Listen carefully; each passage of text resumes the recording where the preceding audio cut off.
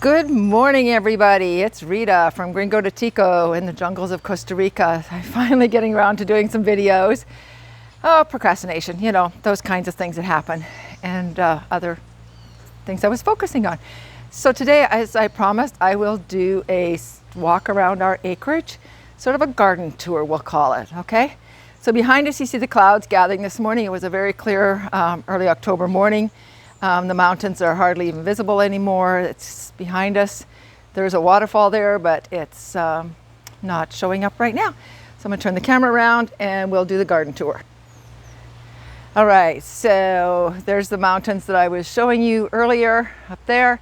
They're all covered in clouds. You can't even see the great big waterfall right now.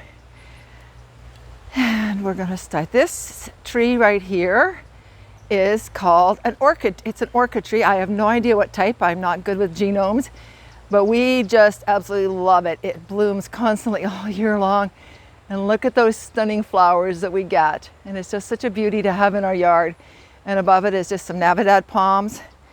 And then there's our Ixora hedges that just flower and flower and flower again all year long. We have some ornamental red ginger back in there. I just love the brilliant red of that color. My garden's sort of a mixture of edibles and ornamentals. So over here, this is a ornamental fig tree that doesn't look really healthy right now. This is my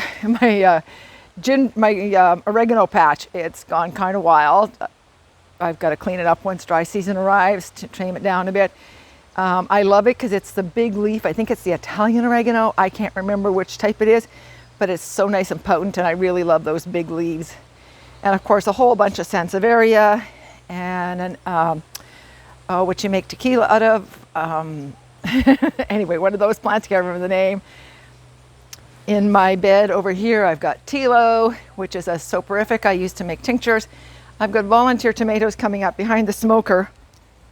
I love to smoke meat. And I just finished doing a bunch of bacon yesterday. A bunch of volunteer tomatoes came up from my compost. I just had fertilized a month or so ago, and I've got all these volunteer tomatoes, so I'm just letting them grow here. This one's actually starting to flower. Look at that little flower there. This here is a garlic weed, it's called, and I always grow it near my house. It's said to, by the people who know more about Costa Rica than me, that it helps to repel flies and things like that. And I just like the flavor when I want some garlic. Just some garlic flavor to add to a dish. I dry it and use it that way, or I will use it fresh. So that's my garlic weed. And yeah, let's go this way. We're gonna go this way through our outdoor living space. And I'm going to talk about my pepper plants. My pepper plants are not looking well. Peppers don't like rain, that's this much. And this has been a particularly heavy rainy season. And my basil, it looks like trees. I've got 2 basil plants there. This one's the old one. It really seriously does look like a tree.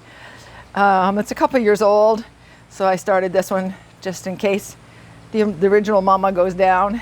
And then some more pepper plants. This is Gavilana, which is really good for helping to keep parasites and things away from your body. And another pepper plant. And we're coming around. There's my bougainvillea. It doesn't really like the rainy season, so it's not flowering a lot right now. There's my outdoor sink and where I process that's my planting area and cleaning up things. And down here is the banana plantation. There's probably 30 banana plants. They're not trees, they're actually an ornamental grass. And you can see I've got little bananas coming out. I've got big bananas over here. Where's the big bananas?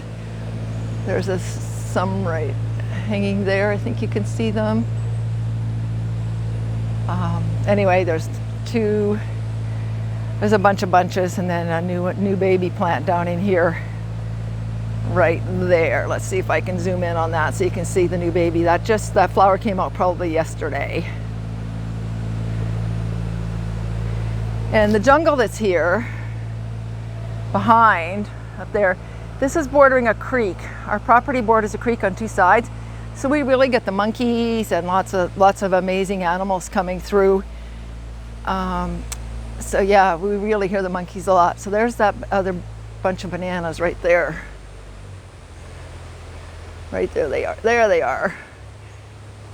So you can see how bananas grow in that flower that looks like it came off of ET. So then I've just got lemon verbena, we call it wanilama here, going. It just kind of went wild on this hillside.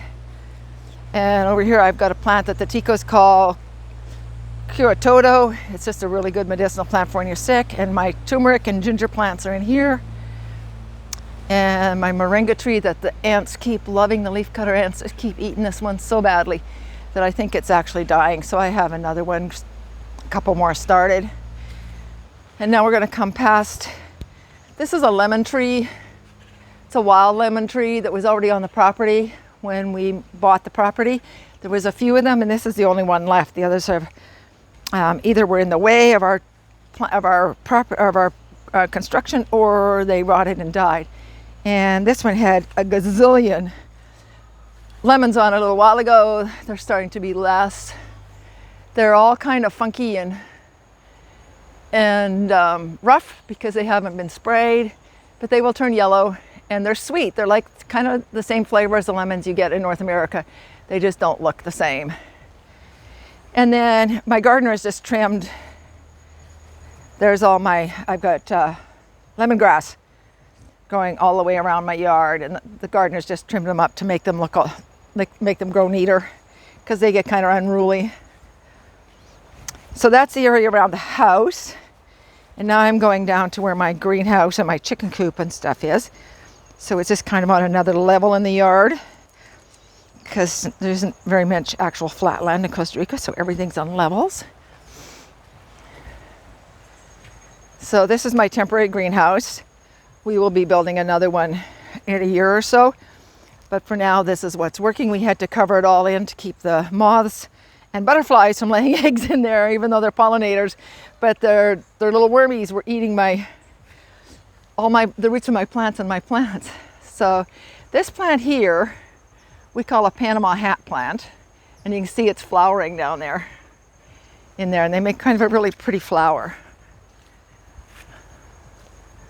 And I don't know the actual name of the plant. We just call it a Panama hat plant. Then I've got a guava tree next to it. We don't use the guavas because they tend to be wormy, and they are great bird food. They bring in the birds like crazy. And then wandering on down, this tree right here is a cinnamon tree, and it's doing really, really well. And I like to use the leaves. I'll grind them up and use them in my super powders that I make.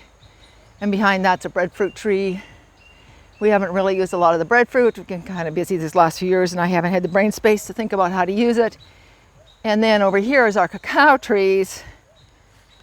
And we have 4 of them, and they are producing crazy right now. They've finally come into, they're about 8 years old, 7 or 8 years old. And it's like they finally came into production. So I'm going to show you what cacao looks like when it's growing. See my Sadie dog. So there's a baby one. There's more and more and more little ones. And this one's about half ripe right there. We have to really keep these trimmed to keep them to have airflow, or the cacao gets fungusy. But look how cute they are when they're little. They're just so cute little things. Look at this one. It's so teeny tiny. So everyone, there's 4 of them, and they're just covered in cacao right now. There's going to be about 40 of them ready soon. So one day I'll have to do a cacao processing video set. Whoops, I stepped in a hole there. So yeah, look at all the cacao on that one. It's literally just covered. There's 1, 2, 3, 4, 5, 6, 7, 8 right in that view right there. So, and there's more on that tree.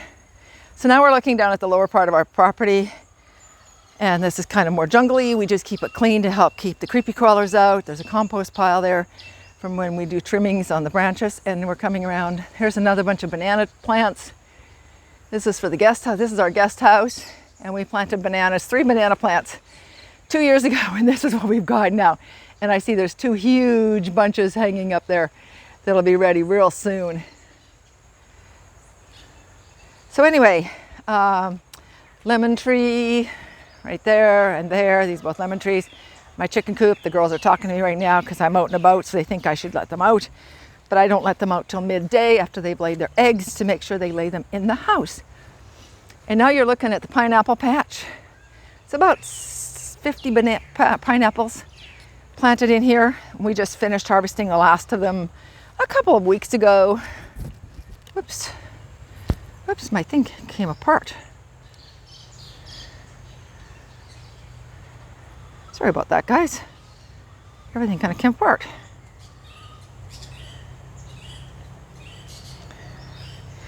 All right, and this is another lemon tree. These lemon trees haven't produced yet. We're not sure why. We've opened up the area to give them some more sun. We're hoping they'll start producing soon. So we're going to go up to the pineapple patch.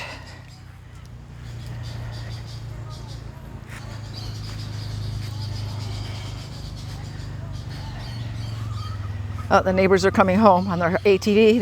They're side by side. Oh, it's actually the cleaning staff. This is a plant right here. It's called Ticisque.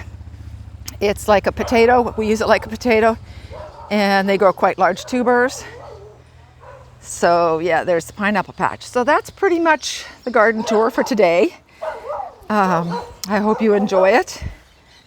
And we're just going to come up and around past my pool and back to our little humble abode where we live. It's just a small little house, Billy's Bar, place where we like to hang out with friends. There we go.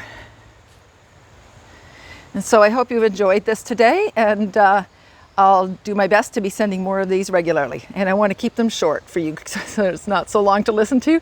So you guys have a great day. Pura vida.